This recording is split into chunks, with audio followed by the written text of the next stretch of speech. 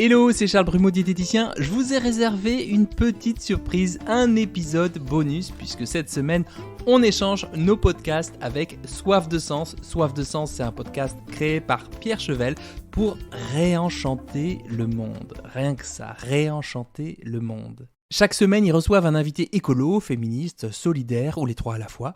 Et Soif de Sens, je crois que c'est aussi pour ça que j'ai créé Dans la poire, parce que c'était très complémentaire aux réseaux sociaux, et ça permet vraiment le temps long, plus tranquille, le temps de déposer un peu la parole. Et pour faire la transition avec ce qui vous intéresse, je vous conseille d'écouter son épisode 42 sur l'application Yuka où il reçoit Julia Chapon, sa fondatrice, et aussi l'épisode 10 sur la grossophobie avec Daria Marx du collectif Gras Politique. Bon, après, il y a plein d'autres épisodes avec Guillaume Meurice, Catherine Testa, de l'Optimiste, coucou Catherine si tu nous écoutes, et d'autres politiques... Et d'autres plus politiques, vraiment cool, notamment avec Cécile Duflot. Mais dans cet épisode, il sera question de bouffe et de genre, puisque Pierre Nora invite Nora Boisouni, autrice du livre Sexisme, sur les stéréotypes de genre dans la bouffe, et je peux vous dire qu'ils sont nombreux. Alors, est-ce que les femmes prennent toujours autant de salades au restaurant et les hommes autant de côtes de bœuf ? Je pense que vous aurez la réponse à la fin de cet épisode. Je vous souhaite une belle écoute. Est-ce que les femmes mangent vraiment plus de salade que les hommes ? Et pourquoi y a-t-il si peu de femmes dans les kebabs ? Bref, pourquoi les femmes et les hommes ne mangent pas pareil ?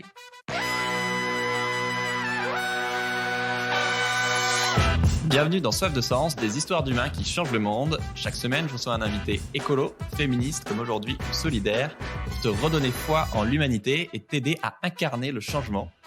Et aujourd'hui, on accueille Nora Boisouni pour parler de nourriture et de stéréotypes de genre pour comprendre ce que notre alimentation dit de nous.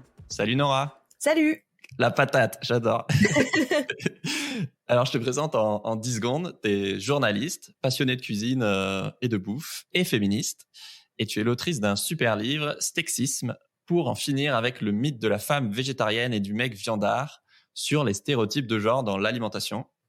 J'ai dévoré ton livre que j'ai découvert grâce à Alexia du podcast Présage d'ailleurs. Super podcast. Ouais. Et c'était tellement riche que je vous propose 2 épisodes. On va faire un épisode sur le rapport des femmes à l'alimentation et un sur le rapport des hommes. Donc en gros, qu'est-ce qu'une femme est soi-disant censée manger pour être une femme acceptable et pourquoi ? Et inversement pour les mecs. Ça te va ? Très bien. Pour commencer, est-ce que toi qui nous écoutes, tu as conscience que ce que tu manges révèle beaucoup de choses sur toi ? Moi, j'ai adoré l'intro du bouquin où tu expliques que ce que tu manges, c'est plein d'indices en fait sur où tu vis, tes origines, ton âge, ta catégorie sociale, tes croyances. Les carottes, ça rend aimable, et les produits allégés, ça fait maigrir, ou la viande, ça rend fort. Et ça donne aussi des indices sur ton genre, parce que dans nos cultures, il y a beaucoup de stéréotypes de genre et d'injonctions cachées dans la bouffe et ce qu'on devrait davantage manger, soi-disant, pour être plutôt un homme ou une femme. Est-ce que tu peux nous en dire plus ? La bouffe, c'est l'identité de quelqu'un. C'est pour ça qu'on voit autant de résistance, par exemple en France, autour du végétarisme dans les cantines, autour de la consommation de viande, notamment de viande transformée. Dans mon premier livre Féminisme, où je parlais déjà de genre et d'alimentation, j'évoquais ce communiqué de l'OMS, l'Organisation mondiale de la santé, je crois que c'était en 2015, qui avait publié un rapport disant que la viande, les produits transformés de viande, donc la charcuterie, en gros, c'était possiblement cancérogène et qu'il fallait vraiment pas en manger beaucoup. Et il y a eu une espèce de raz-de-marée en France d'hommes, parce qu'il faut le dire, c'était des hommes, sur les réseaux sociaux, sur Facebook, sur Twitter, en disant « oui, on peut plus manger ce qu'on veut », un peu comme on peut plus dire ce qu'on veut, quoi. Mais alors que c'est juste factuel. Enfin, ah oui, non, mais si tu veux continuer à manger, pas de souci. Mais... Ouais, mais au fond, ce que ça reflète, c'est que la bouffe, c'est profondément identitaire, dans le vrai sens du mot identitaire et pas dans le sens extrême droite, même si, justement, il y a une récupération des extrêmes, on pourra peut-être en parler, quand on parlera des hommes surtout. C'est quelque chose qui fait partie de soi, c'est notre éducation, c'est les traditions familiales, c'est la religion, c'est la zone géographique, c'est vraiment quelque chose qui fait... C'est une partie de nous. Donc, on a du mal déjà à changer nos habitudes, on a du mal à réaliser et à admettre qu'il faut les changer par rapport au climat, à l'environnement, à la planète. Donc c'est quelque chose qui est profondément ancré en soi et c'est difficile de toucher à l'alimentation. Moi, je vois bien, j'écris sur le genre et l'alimentation. Ouais. Et j'ai eu des menaces de mort et de viol et des trucs racistes et des insultes misogynes. Ok, wow. Enfin, on a l'impression qu'on est en train de dire aux gens que ce qu'ils font c'est mal et qu'ils sont tous des merdes de toute façon et que c'est moi qui ai raison, vous avez tort. Les gens ont du mal à modifier leur pratique alimentaire parce que ça voudrait dire qu'ils doivent devenir quelqu'un d'autre et ne plus être qui ils sont et changer leur identité. Il y a tellement de gens qui sont terrifiés par ça. Il y a une grosse résistance, mais au fond, est-ce que c'est pas ce qu'on fait déjà? C'est ce que j'explique au début du bouquin quand je parle de performance de genre et quand je prends l'exemple d'un premier date entre deux personnes et qu'on va au resto et qu'on se demande ce qu'on va prendre. Exemple. On performe le genre différemment selon l'heure de la journée, la zone dans laquelle on se trouve, les gens en face de qui on est. Est-ce qu'on doit performer le genre pour assurer sa survie? Est-ce qu'on doit performer le genre pour avoir une augmentation, pour se rendre plus désirable? Et donc au fond, je trouve ça drôle parce qu'on module nos identités, parce qu'on n'a pas une seule identité, on les module tout le temps en fait. Et quand on touche à la bouffe, il y a vraiment quelque chose de résistant. Et je pense que c'est aussi le fait qu'on habite en France, parce qu'on a soi-disant inventé la gastronomie, donc c'est intouchable, la nourriture en France. Donc on ne pourrait pas toucher à la cuisine française qui, c'est vrai, a des origines quand même très viandardes, et c'est encore le cas. Et la viande, on en parlera plus tard, mais a une forte valeur symbolique aussi. C'est pour ça que c'est aussi compliqué de demander aux gens de réduire leur consommation de viande, notamment aux hommes. Mais sur l'identité, c'est un marqueur fort, en tout cas, de nos identités. Je me rappelle dans le podcast Plan culinaire que je faisais il y a quelques années, on avait fait un épisode sur Noël, sur pourquoi vous allez encore vous engueuler à Noël à table. Et on avait eu le témoignage d'un jeune homme qui nous racontait que la dernière fois, Noël précédent, il était rentré dans sa famille, il était avec sa copine et il était devenu végétarien. Et en fait, ça a été une déflagration dans sa famille, c'est-à-dire que sa mère est partie dans sa chambre faire la gueule, pleurer et tout, quoi, en disant « mais qu'est-ce que j'ai fait ? Pourquoi t'es comme ça ?» En gros, en changeant de mode d'alimentation, notamment quelque chose d'aussi fort, on va dire, que devenir végé ou vegan, dans une famille où une tradition de nourriture à base de viande est là depuis très longtemps, ou peut-être que justement c'est un moyen de montrer son amour et son affection à ses enfants ou autres. Dire qu'on devient végé, c'est un peu faire sécession de la famille et c'est dire « je suis différent de vous ». J'avais vu un tweet d'un mec qui racontait que ça avait été plus facile de faire son coming out homosexuel à ses parents que d'annoncer qu'il arrêtait de manger de la viande. C'est quand même fou. C'est quand même, on ne tue personne, on n'emprisonne personne aujourd'hui. On arrête de tuer des animaux, même plutôt. En végé, voilà. Non, mais même, on ne tue pas des végétariens parce qu'ils sont végétariens. On tue des homos parce qu'ils sont homos ou des personnes trans parce qu'elles sont trans. Donc c'est terrible de se dire qu'il y a il y a un clivage aussi fort et des résistances aussi fortes, mais c'est compréhensible. Et tu as dit l'expression performer le genre. Moi, je connaissais pas forcément. Pour vous expliquer, c'est qu'effectivement, souvent, on mange ce qu'on aspire à être. Donc, de la viande pour être fort et musclé, des légumes pour être en bonne santé. Dans cet épisode-là sur les femmes, peut-être plus des salades pour mincir. Et je lis un passage de ton livre. On apprend aux femmes à être délicates et désirables, à manger des choses saines, proprement et en petite quantité. L'homme, lui, doit s'y connaître en vin, manger de la viande et payer l'addition. Boire un cocktail au litchi avec un petit parasol pourrait lui faire perdre des points de virilité, tandis qu'elle, commander un steak frites avec ketchup et mayo pourrait la rendre moins désirable. Chez vous, mesdames qui nous écoutez, voilà, qui s'est pas dit, si je commande des frites, qu'est-ce que mon date va penser de moi, quoi ? Et inversement, un mec qui commande un jus de fruits, quoi. Mais du coup, pourquoi on fait ça ? Pourquoi on a envie ou besoin de montrer qu'on est vraiment un homme ou vraiment une femme ? Quand on performe le genre, ça peut être la performance de genre, c'est Judith Butler qui en parle dans ses livres.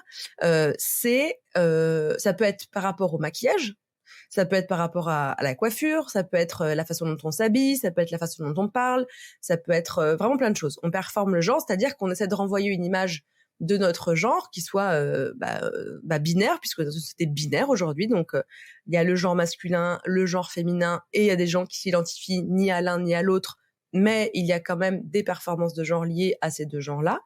Donc c'est lié profondément à une bicatégorisation de la société qui repose, et c'est très important, sur une hiérarchie. C'est-à-dire qu'on peut pas juste dire il y a deux catégories, les femmes et les hommes. S'il y a une hiérarchie, c'est un patriarcat, c'est une société à domination masculine dans laquelle cette bicatégorisation féminin-masculin voit les femmes être inférieures au masculin. Et c'est très important pour ce dont on va parler dans ces 2 épisodes, de rappeler qu'il y a une hiérarchie et que les hommes sont situés au-dessus des femmes. Donc quand on mange, déjà quand on est seul, on pense à ce qu'on met dans notre corps. Littéralement, on incorpore, donc on fait corps avec la nourriture. Donc, on se dit, est-ce que c'est, entre guillemets, bien ce que je mets dans mon corps? Est-ce que ça va me faire du bien ou me faire du mal? Et quand on est avec d'autres personnes, qui a un rapport, on va dire, de séduction, par exemple, ou un rapport hiérarchique, on va pas manger de la même manière qu'avec ses amis. Où on se dit, ils vont pas me juger, entre guillemets. Il y a des gens même avec ses amis. Hein, voilà, donc c'est possible. Mais en tout cas, on a peut-être plus confiance en ses amis, mais le regard des autres nous pousse à adopter des habitudes, des comportements qui seraient cohérents avec le rôle traditionnellement attribué aux femmes et aux hommes dans une société genrée, bicatégorisée et hiérarchique. Donc, les hommes sont censés s'y connaître en vin et aimer le whisky. Les femmes sont censées boire du rosé et manger des kumquats et du quinoa. Et elles sont pas censées être musclées, elles sont pas censées payer l'addition parce que il y aurait un rapport de domination qui s'inverserait, etc. Donc on performe le genre, malgré nous aussi, c'est pas du tout conscient forcément. Mais quand on est une femme et qu'on a un rendez-vous galant avec un homme, oui, on se pose plein de questions. Alors, si je mange une salade, il va penser que je suis pas une bonne vivante. Mais en même temps, si je prends un steak frites et trois pots de mayonnaise, il va se dire, super, la meuf, en fait, elle fait pas gaffe à elle. Enfin bon, on s'imagine plein de choses, en fait. Ouais. Et alors, résultat, est-ce que les hommes mangent vraiment plus de viande et les femmes plus de salade? Eh oui, la réponse est oui. Moi, c'est la question que je me suis posée pour écrire le 2e livre. Je me suis dit, mais je pensais beaucoup j'adore la pub. J'adore la télé, pardon. J'adore pas la pub, je déteste la pub. Mais j'adore la télé. Et donc, je trouve ça hyper intéressant de décortiquer les publicités. Donc, c'est là où j'ai commencé à tirer le fil de ce 2e livre. Et en me disant, mais attends, parce qu'il y a quand même des pubs avec des yaourts, il y a quasiment que des meufs qui jouissent en mangeant des yaourts. Est-ce que vraiment les meufs, ne jouissent pas en mangeant des yaourts, ça je le sais, mais est-ce qu'elles mangent des yaourts? Et pourquoi les pubs Charal? C'est quasiment que des mecs qui sont mis en scène avec un vocabulaire de compétition, sportif, etc. Et donc, je suis allée me renseigner et il suffit de googler 3 mots, en fait. Et donc, je suis tombée sur cette étude INCA 3. Donc, c'est déclaratif, c'est-à-dire que c'est les gens qui disent « j'ai mangé ci, j'ai mangé ça ». Donc, on sait exactement ce que mangent les Françaises et les Français, des enfants jusqu'aux personnes âgées, en fait. Et oui, la réponse est les hommes mangent 2 fois plus de viande que les femmes, boivent 3,5 fois plus d'alcool que les femmes, et les femmes mangent plus de compotes, plus de soupe, etc. que les hommes. Mais il y a aussi des choses intéressantes. Par exemple, la viande crue, les hommes en mangent plus, mais les hommes mangent plus de poissons crus aussi que les femmes. Donc, il y a des grosses différences dans certains types d'aliments, mais dans d'autres types d'aliments, il n'y a pas tant de différence que ça. Et ce qui est intéressant aussi, c'est par exemple les femmes consomment, j'ai plus le chiffre, mais vraiment beaucoup plus de compléments alimentaires que les hommes. Ouais, et ça marche aussi en fait pour la quantité d'aliments où j'y avais jamais vraiment réfléchi, mais que les grandes portions et les plats caloriques, voilà, c'est vu comme masculin, et une petite assiette, voilà, c'est qualifié de féminin, quoi. Dans nos imaginaires, les hommes sont censés manger plus que les femmes. Et pas un peu plus, beaucoup plus. Alors que dans les recommandations gouvernementales en termes d'apport calorique, par exemple, alors déjà, on va remettre les choses à plat. Non, les femmes et les hommes n'ont pas besoin de manger très différemment. Notre genre ne doit pas dicter nos apports en protéines, en vitamine C, voilà. Il y a des différences, par exemple le fer. Les femmes cisgenres, donc on rappelle cisgenre, c'est quand on a été assigné, quand le genre auquel on a été assigné à la naissance correspond à notre genre. Moi, je suis une femme cisgenre. Quand je suis née, on a dit c'est une fille. On a vu mes signes extérieurs, génitaux, etc. Et je m'identifie comme femme. Donc ça, c'est cisgenre. Les femmes, en fait, qui menstruent, qui sont enceintes, ont besoin de plus de fer que les hommes. Le fer, on le trouve principalement dans la viande. Donc c'est drôle déjà que cette croyance selon laquelle les hommes doivent manger plus de viande que les femmes ne se retrouve pas dans les recommandations scientifiques, etc. Sur la quantité de nourriture, on sait aujourd'hui d'après donc le PNNS, c'est eux qui nous recommandent de manger ci, ça, ça. D'une Ouais. part, les femmes et les hommes ne doivent pas avoir des consommations en protéines, par exemple, plus élevées. Donc, on doit tous et toutes manger la même chose. Même si les hommes peuvent peser un peu plus Alors lourd en moyenne, justement, avoir besoin de... c'est là où je veux en venir. En fait, les recommandations du PNNS en termes d'apport calorique, c'est très différent les calories et la quantité. Je vais faire un petit exemple très simple après. Il y a écrit à taille égale, à poids égal, à activité physique égale. Donc déjà, ça fait quand même beaucoup de critères. Les hommes doivent manger à peu près, on va dire en moyenne, entre 500 et 800 calories de plus que les femmes. Plutôt 500 calories de plus que les femmes. Mais c'est pas tous les hommes doivent manger ça plus que les femmes. Serena Williams, elle doit manger bien plus que toi. C'est une sportive de haut niveau. Je crois pas qu'il soit un sportif de haut niveau. Tu vois? Donc, il y a des différences comme ça. 500 calories, c'est quoi? C'est à peu près un croissant. Le problème, c'est que les hommes mangent beaucoup, beaucoup plus que les femmes. Ils mangent plus 38% que les femmes. Ce qui est énorme. Wow. Donc, c'est pas que 500 calories. Parce qu'ils mangent pas 38% de carottes râpées. Oui. Oui. Donc, il y a un apport en termes de quantité de nourriture qui Ouais. est trop élevé par rapport à ce qu'ils devraient manger. Si tu manges 500 calories, un croissant, c'est assez léger, un croissant. Si tu manges 500 grammes, c'est pas pareil. Tu vois ce que je veux dire? Donc, faut pas qu'on confonde quantité et apport calorique. Ok. Donc, 38% de bouffe en plus, c'est pas juste 500 calories en plus, ça m'étonnerait que ce soit ça. Non, là, c'est 18 croissants, quoi. Et pour moi, le message aussi derrière ce rapport à la quantité, c'est que les hommes, c'est OK si on se goinfre et si on prend du plaisir, alors que les femmes, vous voyez plus, on vous apprend plus à voir la nourriture sous l'angle de la santé, quitte à se priver, quoi. Ouais, de la restriction, c'est ça. Oui, comme tu le disais tout à l'heure, on valorise chez les hommes l'excès, que ce soit l'excès en quantité ou l'excès en gras, en sucre, en sel. On sait que les régimes des hommes, la façon dont ils mangent est trop riche, en tout cas, est plus riche que les femmes en gras, en sucre et en sel. Et chez les femmes, on valorise la restriction. On parlait tout à l'heure d'injonction à la minceur. Depuis qu'on est petite, on nous apprend qu'il faut pas manger trop, sinon on va grossir. Ouais. Et grossir, ça déclasse. J'ai halluciné. 4 personnes sur 5 qui font un régime sont des femmes. Et ouais. Alors qu'il y a plus de mecs que de femmes en surpoids. Genre... Ouais, alors justement, mais c'est ça. Mais là où est toute la contradiction et le scandale de toute cette histoire, c'est que les femmes et les hommes, quand on demande aux femmes qu'elles pensent de leur silhouette, elles se trouvent trop grosses. Et donc même des femmes qui sont entre guillemets dans une norme de minceur, qui sont pas, j'aime pas le mot en surpoids parce que pour moi ça veut pas dire grand chose et c'est très médicalisant. Mais bon, en tout cas des femmes qui sont minces se trouvent trop grosses. Mais quand on demande à des hommes qui ne sont pas minces et qui sont donc gros, on va dire, ce qu'ils pensent, ou entre guillemets en surpoids, ce qu'ils pensent de leur corps, ça va. Ou alors, les hommes, souvent, c'est qu'ils trouvent qu'ils sont pas assez musclés. Ils se trouvent trop maigrichons. C'est fou de se dire qu'on vit avec ces stéréotypes-là qui sont à ce point différents entre ce qu'on attend, entre guillemets, du corps d'une femme et du corps d'un homme. Mais c'est terrifiant. Les régimes, ça fonctionne pas.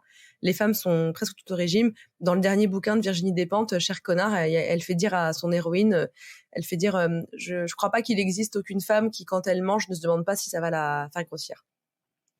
Et ce qui est fou, c'est qu'en plus, ça modifie même notre perception de nous-mêmes parce que ça, j'ai halluciné en lisant dans ton livre que les hommes sous-estiment leur poids et les femmes le surestiment. Ouais, c'est ce que je disais. Les femmes se trouvent toujours trop grosses. Les hommes se trouvent bien. Ils pensent qu'ils pèsent beaucoup moins qu'ils pèsent et ils se voient pas comme on les verrait, par exemple. Ce qui est triste aussi. Je veux dire, mais moins triste que les femmes. Et c'est vrai que un homme gros, souvent, c'est forcément ça fait moins viril selon nos normes, mais voilà, on va dire que c'est un bon vivant. T'en parles un peu aussi, surtout s'il est riche, voilà, ça fait plus classe parce que bon, les pauvres, ça se goinfre, alors que les riches, voilà, ça sait bien manger. Mais donc il y a, c'est un peu comme un mec qui sort avec plein de filles, c'est un don juan, et une fille qui sort avec plein de mecs, c'est une prostituée, quoi. Enfin... Ouais, c'est valorisé. Alors la grossophobie discrimine tout le monde et déclasse tout le monde, hein. Mais c'est vrai que ça déclasse les hommes plus sur un terrain de virilité qu'autre chose. Les femmes, ça les discrimine ça les déclasse sur un peu tout. Il y a une présomption, comme tu le dis, c'est très classiste, hein. Il y a une présomption d'incompétence nutritionnelle chez des personnes moins riches ou pauvres quand elles sont grosses que chez les personnes riches. Voilà, Quand on est riche et qu'on a de l'embonpoint, c'est parce qu'on se fait plaisir, on mange des bonnes choses. Alors que quand on est pauvre et qu'on a de l'embonpoint, c'est parce que on a moralisé la bouffe, donc on moralise les gens. Donc c'est tiens, sûrement il sait pas manger, il sait pas quoi faire à manger, il mange de la merde quoi. Il doit manger au McDo, ce pauvre gros, ce gros pauvre. Donc c'est atroce. Mais les femmes ont cette injonction à la minceur qui pèse comme une épée de Damoclès au-dessus de leur tête.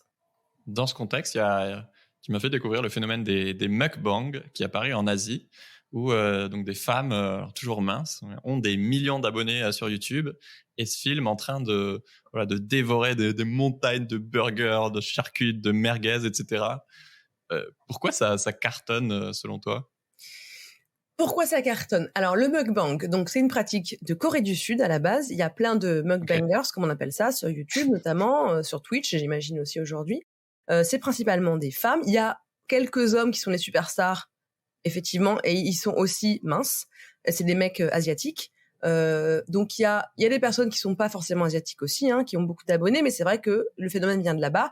C'est donc des femmes très minces qui, comme tu le dis, engloutissent des montagnes de nourriture hyper calorique, ou bien, vu que ça vient d'Asie, il y a aussi des montagnes d'animaux de la mer. Donc ça va être des gros crabes parce que ça fait du bruit, et on va sucer, pardon pour les gens qui sont misophones, je viens de faire un bruit très très désagréable, mais on va sucer des carcasses de crabes, etc. Ça cartonne pour plein de raisons, mais comme plein de choses peuvent cartonner, où on se dit mais regardez quelqu'un manger, c'est quoi le truc ? Ou comme moi j'adore la ASMR, mais il y a des gens qui trouvent ça horrible et inintéressant et désagréable. Ce qui est intéressant dans le mukbang, c'est la subversion des normes de genre. Comme on le disait, les femmes sont censées manger en petite quantité, discrètement, sans faire de bruit, pas à l'excès, des nourritures hypocaloriques. Le mukbang montre l'exact inverse, montre des femmes qui mangent... C'est un interdit, quoi. Ouais, alors c'est... comme je l'écris, c'est à la fois on défonce un interdit, comme tu le dis, effectivement, on subvertit une norme de genre, avec des femmes qui suçotent des carcasses de poulet devant des millions de gens qui les regardent. Mais ces femmes, comme on l'a dit, sont minces. Donc, elles réussissent une espèce... Ça, je les appelle des licornes un peu dans le livre. Et c'est ce que dit la chercheuse dont je cite la thèse. C'est des licornes parce que c'est des femmes qui, à la fois, réussissent à ingérer des milliers de calories et qui écrivent en plus le nombre sur l'écran pour montrer que c'est une espèce d'exploit, comme une sorte de record. Donc, il y a une performance, mais qui reste très mince. Du coup, ça reste acceptable, quoi. Ouais, et ce qui est une espèce de graal inatteignable pour une femme. C'est-à-dire que c'est ce qu'on nous dit, et quand je parle des chocolats, c'est ce dont je parle, c'est à la télé, c'est pareil, on voit des femmes manger du chocolat, elles sont toujours minces. Parce que si on montrait des femmes grosses manger du chocolat, personne n'achèterait de chocolat. Ça moins bien. Ouais. On se dirait, non, ça va me faire grossir. Bêtement, alors que oui, le chocolat, ça peut faire grossir dans le sens où c'est hyper calorique, c'est gras, c'est du sucre. Donc c'est délicieux, mais disons que c'est une nourriture qui est entre guillemets interdite aux femmes puisque faut rester mince. Donc le mukbang c'est intéressant, mais ça subvertit pas tant que ça justement les normes de genre puisque ça me reste mince. Et dans les commentaires, des gens mangent par procuration. Donc dans les commentaires, on voit plein de gens leur dire oh là là, j'adore te voir manger parce que moi je suis au régime, je mange un crackers et de l'eau. Ou bien je fais un jeûne et c'est un tel bonheur. Donc, on a des gens qui ont ce qu'on appelle des TCA, des troubles du comportement alimentaire, dans les commentaires, qui trouvent génial que cette femme engloutisse des quantités incroyables de nourriture. Pas un fantasme, mais oui, à la fois un fantasme, mais aussi que ces gens qui sont en restriction alimentaire, voire qui ont des maladies mentales par rapport à ça, de l'anorexie ou de l'hyperphagie, etc., disent « Oh là là, tu compenses que j'ai pas le droit de manger ». Mais elle reste mince. Donc, il y a beaucoup de questions dans les commentaires. Mais comment tu fais pour rester mince parce que moi je grossis et tout. Et donc il y a une espèce de subversion à la fois, mais en même temps elle reste dans le rang. Elle correspond à un idéal de minceur. Et c'est des femmes qui ne racontent pas les coulisses. Certaines racontent, certaines disent en fait je compense, c'est-à-dire que je fais beaucoup de sport. Du sport tous les jours. Et il y en a sûrement qui se font vomir. On peut pas rester à 50 kilos si on mange 10 000 calories comme ça, c'est pas possible. Tu dois faire des vidéos tous les jours. Voilà, alors c'est pas tous les jours, mais niveau métabolisme, puis même c'est pas terrible pour la santé d'outre-manger comme ça. Donc il y a c'est des licornes parce qu'on se dit mais c'est pas possible, comment tu fais ? Et on les admire du coup. C'est marrant de se rendre compte à quel point si c'était un mec, en fait, ça me choquerait beaucoup moins, ce qui montre bien que c'est genré et qu'en fait, justement, elles mangent, entre guillemets, comme des hommes, voilà, bruyamment, en grosse quantité. Oui, il C'est y a un rapport avec le la désir. viande. Quand on parlait tout à l'heure, quand on parlait de rendez-vous, il y a un côté sexuel aussi, et on a peur des femmes qui mangent beaucoup, entre guillemets trop, parce Ouais. qu'on se dit que c'est des femmes qui vont dévorer les hommes aussi, qui seraient des mangeuses d'hommes. Donc sexuellement parlant, il y a une corrélation entre la consommation de nourriture et on va dire la consommation entre guillemets de l'autre. On va se dire, Enfin, dans elle nos va, têtes, tu veux dire. ouais, on va dire Oui, elle va, en elle vrai. va me bouffer. Oui. Là, cette meuf-là, elle va me bouffer. Moi, je vais être dévirilisée parce que elle doit avoir un appétit sexuel énorme et Ah les ouais. femmes sont pas censées avoir un appétit sexuel aussi gros que les hommes non plus. Toi, dans ta vie, qu'est-ce que ça a changé dans tes repas, dans ton rapport à la bouffe, de faire tout ce travail? Qu'est-ce que ça a changé? Bah, j'ai pris encore plus conscience que c'est pas parce qu'on écrit un livre sur le sujet qu'on arrête de penser ce qu'on pense. Bah, ouais. Que, en fait, les stéréotypes, les pensées magiques, les croyances, tout ça, c'est tellement profondément ancré dans nos cerveaux que c'est extrêmement dur de s'en débarrasser. Il y a des Et millions d'euros de marketing en face aussi, quoi. ouais, et que bah je suis une femme confrontée à des injonctions à la minceur en permanence, et que bah oui, j'ai peur de prendre du poids. Voilà, et que c'est un peu débile. Je suis une femme plutôt, on va dire plutôt mince. Donc je ne subis absolument pas de grossophobie. Mais j'ai peur de grossir parce que bah voilà, parce qu'on me dit, la société me dit que c'est pas bien, que je devrais être mince et tout. Sur ma propre alimentation, j'essaye de travailler sur justement mes croyances moralisantes sur la bouffe en me disant c'est pas parce que j'ai mangé des frites 2 fois aujourd'hui que ça fait de moi quelqu'un de pas bien et Oui. que je fais du mal à mon corps. Parce qu'on fait pas du mal à son corps si on prend 2 fois des frites. Hein, voilà, on se fait plaisir. C'est pas grave. Tant que c'est pas tous les jours et qu'on mange pas que ça. Comme les courgettes vapeur. Sinon on meurt. Et ça a surtout, bah ça m'a un peu, et j'ose dire le mot parce que pour moi il est pas moche ce mot, ça m'a radicalisée aussi dans la façon dont je reçois les commentaires des autres sur ma façon de manger, ou bien au resto, si un serveur ou une serveuse fait une remarque sur le fait que Ouais. c'est moi qui bois de l'alcool et pas le mec en face de moi, si je reprends 2 fois du dessert, enfin bon, ça m'a, voilà. Et puis c'est surtout que en fait quand on écrit des bouquins, mais aussi quand on les lit, bah on est plus armé. Ouais. On a des outils pour rétorquer des choses aux autres en leur disant ah non c'est faux ça par exemple, ah bah non vraiment je t'assure c'est faux, si tu veux je te montre, il y a la source là, c'est faux. Et ça c'est cool. J'ai l'impression que maintenant, dès que je mange quelque chose, je me demande, attends, est-ce que je le mange parce que j'en ai envie ou parce que je me soucie du regard des autres avec qui je suis, ou parce que pour passer pour un écolo, ou au contraire pour passer pour un mec viril, un mainstream, quoi. Mais c'est important de se poser la question. Et c'est pas grave si on va pas jusqu'au bout c'est pas grave si on se dit ah ouais non mais Bah en fait oui, je suis en train de manger ça pour avoir l'air de quelque chose ou quelqu'un, mais je vais quand même le manger. C'est pas c'est ok. grave. Mais c'est C'est conscient, quoi. Ouais, tant qu'on conscientise aussi le fait que bah on mange pas toujours pour se faire plaisir, mais parce qu'on peut pas toujours non plus, hein, mais ou qu'on mange pour paraître plus viril ou plus féminine ou whatever. C'est bien de se dire ah merde, je me suis encore fait avoir. Bon, tant pis cette fois-ci. Ok, bon, d'accord. Mais ça peut aussi faire qu'on change des choses et qu'on se dit bah en fait fuck it, je suis comme ça et si ça plaît pas à l'autre en face, bah tant pis quoi. Ouais. Toi, pourquoi ça te tient à cœur de mettre en lumière ces stéréotypes de genre? Bah, au fond, il y a 2 choses. Il y a que la nourriture, c'est profondément universel. C'est pour ça que j'aime travailler sur cette thématique, sur l'alimentation. J'adore la cuisine, mais j'adore la bouffe surtout. J'adore parler de nourriture, j'adore parler de comment on mange, de pourquoi on mange, de qui mange quoi. Et donc la bouffe, c'est universel, comme je disais. Quand on a la chance de pouvoir manger 3 fois par jour, on en parle 3 fois par jour. On est en France surtout un peuple Ouais. français qui adore parler de nourriture, et quand on est à table, on parle de nourriture, et quand on n'est pas à table, on parle de nourriture. Puis sur la thématique du genre, bon, moi, comme tu l'as dit, je suis féministe. Mon engagement, il se reflète dans ce que j'écris, et parce que bah on vient tous et toutes presque d'un foyer où quand on avait une mère, c'était souvent elle qui faisait à manger, et c'est dans les statistiques de l'INSEE, hein, dans les couples hétérosexuels, un père, une mère, une femme, un homme, d'autant plus quand il y a des enfants, ce sont les femmes qui s'occupent de la nourriture, de préparer les repas à plus de 80%, et ça ne change pas. Ok. C'est-à-dire que depuis 50 ans, ça ne change pas. On va me dire oui, mais attends, il y a eu les Ça micro-ondes. Bah, évolue. merci les micro-ondes. C'est pas grâce aux micro-ondes que les hommes en ont fait plus, hein, au contraire. Donc voilà, il y a vraiment une évidence Ouais. de lier les deux thèmes, d'autant aussi que, eh bien, nous les femmes sommes confrontées à des stéréotypes dès le plus jeune âge, notamment des injonctions à la minceur, une grossophobie qui est quand même plus visible et plus discriminante vis-à-vis des femmes que des hommes. Donc ces deux thématiques me semblaient aller de soi.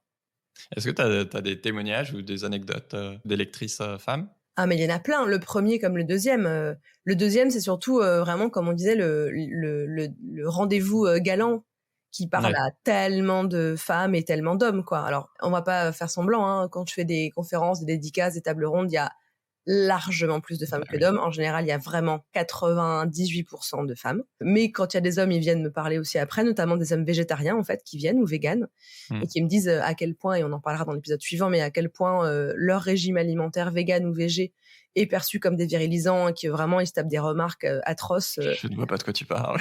Voilà, que ce soit des remarques sexistes ou homophobes sur le fait qu'ils mangent pas d'animaux morts. Mais donc j'ai beaucoup d'anecdotes sur des rendez-vous galants. J'ai beaucoup d'anecdotes aussi sur ah mon père pense que, ça c'est beaucoup. C'est Ouais. oh là là, ça m'a fait du bien de lire ton livre parce que j'ai pu j'ai des arguments justement à lancer à mon père qui à chaque Ok. fois quand on est à table resserre mon frère, et moi à chaque fois que je veux me resservir, il me fait une remarque sur mon corps. Ah ouais, ouais, ou alors mon Ah père ouais. qui est un fan de barbecue, qui me dit que les hommes ont besoin de manger plus de viande que les femmes, qu'un barbecue c'est pas un truc de femme. Donc c'est bien parce que moi, ça qui m'a plu, et c'est ça que je voulais faire aussi, c'est armer les gens, notamment les jeunes gens aussi, Hmm. pour avoir de quoi répondre à leurs frères, leur père, leur mère, leur tante, leur oncle, leur boss, Ouais. ou leur mec. J'ai des nanas qui me racontent aussi, il y a mon mec qui justifie le fait qu'il mange 4 burgers et moi j'en mange un seul parce que c'est un homme et qu'il a besoin de manger plus, sauf qu'il a un travail de bureau sédentaire et moi je cours toute la journée, quoi. C'est vrai que certains stéréotypes de genre qu'on a évoqués, bah, voilà, ça remonte à des siècles ou des millénaires. Mais aujourd'hui, bah, la pub est sûrement une des premières sources de ces stéréotypes de genre. Et tout comme bah, voilà, on te fait croire que tu as besoin de céréales ou de jus d'orange pour avoir de l'énergie. Bon, c'est Euh, magique. ouais, le tigre est en toi, tu disais. Bah, la pub nous dit clairement voilà, que tel produit, il est pour les femmes et tel produit, il est pour les hommes. Donc, si tu veux être une femme acceptable, tu dois manger les produits qu'on te conseille, quoi. C'est Et j'ai ça. bugué quand dans le livre, bah, tu compares les pubs dans les magazines féminins et masculins. Ah ouais, est-ce que vous avez déjà vu une pub pour un gros burger qui déborde avec du fromage et tout dans un magazine féminin? Et à l'inverse, est-ce que vous avez déjà vu des pubs pour des eaux aromatisées dans des magazines masculins, quoi? C'est ça.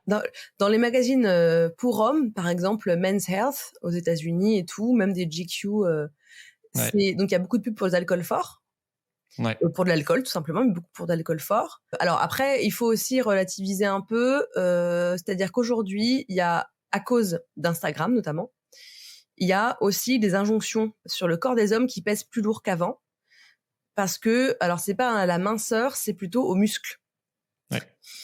Voilà. Donc, dans les magazines masculins qui ont toujours fait leur beurre sur, la musculature, donc la virilité, deux, sur la performance sexuelle, par exemple le magazine donc Men's Health, qui vraiment parle de ça en permanence. Il y a des pubs donc pour l'alcool fort et tout, mais il y a beaucoup de pubs pour des compléments alimentaires qui sont de la protéine en poudre, par exemple, pour avoir du muscle. Alors que dans les Ce qui est pas du magazines, tout contradictoire, quoi. Genre, voilà. Alors que prendre dans du les gras avec de magazines l'alcool, mais ouais, non, mais complètement, hein, mais voilà, c'est complètement absurde. Ou pour de la grosse viande, quoi. Là, ah bon, ouais. d'accord.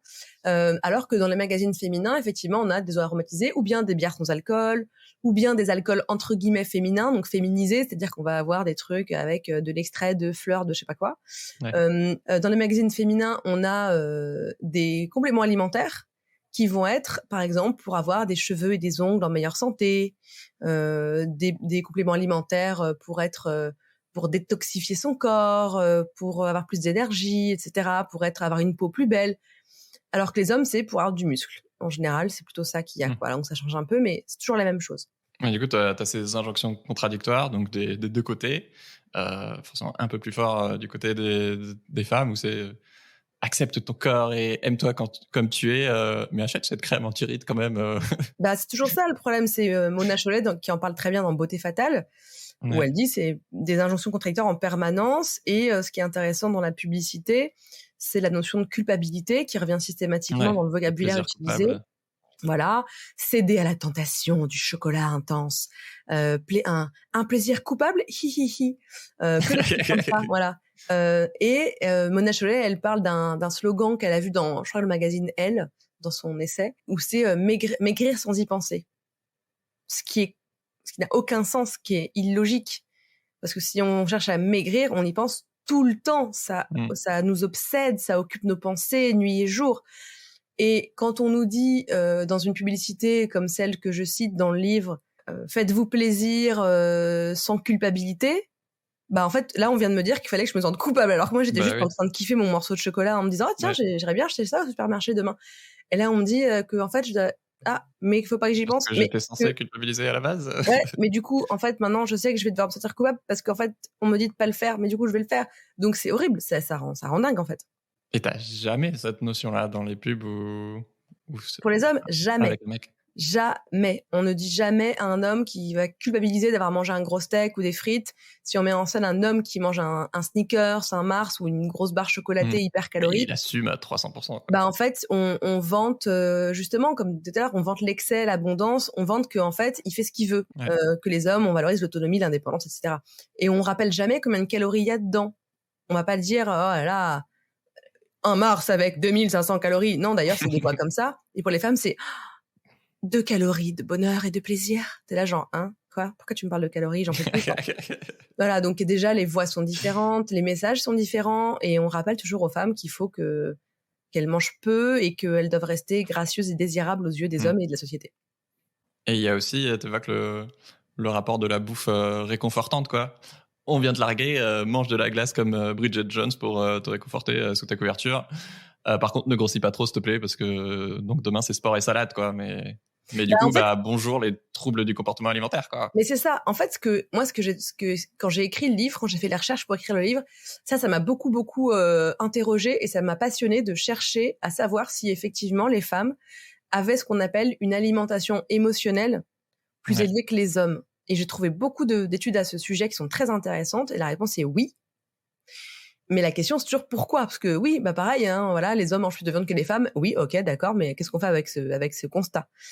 Et c'est intéressant de se dire pourquoi, justement, les femmes ont une alimentation émotionnelle plus élevée que les hommes. Pourquoi? Ce qui est marrant, c'est que je parle dans le bouquin, les femmes vont avoir tendance à beaucoup manger quand elles apprennent un truc ou un événement négatif. Ouais. Et les hommes, c'est positif. Ils vont se faire une grosse bouffe parce qu'ils ont une augmentation, par exemple. Les femmes, elles vont se faire une grosse bouffe parce qu'elles se sont fait larguer. Ouais. Bon. Bah, ça montre que notre rapport à la bouffe est... Voilà. D'un côté, c'est vas-y, mange à fond, et de l'autre côté, c'est mange le moins possible, quoi. Bah, puis c'est mange parce que tu te sens pas bien. Alors, c'est intéressant de se demander pourquoi les femmes mangent plus quand elles vont mal. En fait, déjà, toutes les questions qu'on pose depuis tout à l'heure, la réponse, c'est pas parce que c'est la nature, parce que c'est génétique, parce que c'est biologique. Il n'y a pas de goût inné, on le sait, c'est un consensus scientifique, il n'y a pas de goût inné. Il y a plein de raisons pour lesquelles on mange ce qu'on mange et qu'on aime manger ça, et voilà. Mais il y a quand même beaucoup de choses qui sont construites, qui sont la société, qui sont la culture, plutôt que la nature, même si cette dichotomie dans les sciences, on l'a outrepassée il y a déjà très longtemps. Mais les représentations culturelles, donc on parle de Bridget Jones par exemple, jouent très fortement. Quand vous passez votre vie en tant que femme à entendre des messages qui vous disent qu'il faut pas vous faire plaisir en mangeant parce que vous allez grossir et donc être déclassé et pas désirable, mais qu'on vous dit que le seul moment où vous pouvez vous faire plaisir, c'est quand vous vous sentez mal et qu'on vous le montre, bah du coup oui, quand vous vous sentez mal, vous vous dites c'est là que je peux me lâcher, quoi. Ouais. Là, quand on passe droit, quoi. Quand vous êtes un homme et qu'on passe vous passez votre vie à avoir des messages qui vous disent mais fais bien ce que tu veux, bah vous faites ce que vous voulez, quoi. En gros. Donc il y a pas de moment où vous vous dites enfin je peux me lâcher, parce qu'en fait la société vous dit de vous lâcher. Je dis pas que dans les faits tout le monde le fait, attention, je suis pas en train de dire waouh, les hommes ils kiffent la vie parce qu'ils mangent ce qu'ils veulent sans conséquence et c'est génial. Non, je dis juste que on vous passe le message que vous pouvez le faire, en tout cas. Je dis pas que c'est faisable et que c'est souhaitable, évidemment, mais voilà. On va parler aussi du prix que paient les hommes après. Voilà. Mais les femmes, en tout cas, évidemment, j'ai pas été surprise de savoir que les femmes mangent ont une alimentation plus émotionnelle que les hommes, parce que c'est le moment où elles se disent non mais attends, je passe ma vie à avec le regard des autres qui pèse sur moi, à faire attention, comme on dit, faire attention, et en fait, faut dire être au régime. Donc bah voilà, je vais me lâcher parce que je vais pas bien, quoi. Je vais pleurer sur une pizza 4 fromages. C'est bon la pizza 4 fromages. C'est bien de la manger sans pleurer aussi. On a parlé donc du rapport des femmes à l'alimentation. Le prochain épisode, c'est sur le rapport des hommes à la bouffe cette fois.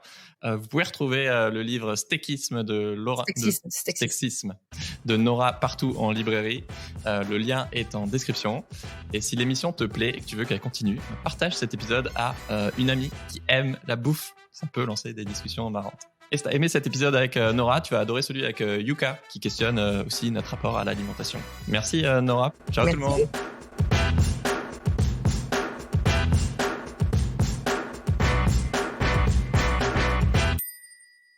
Voilà, c'était l'épisode bonus dédié aux stéréotypes de genre avec Soif de sens. Dans la poire revient très très très bientôt sur les ondes. Bon appétit de vivre et à très vite pour un nouvel épisode de Dans la poire.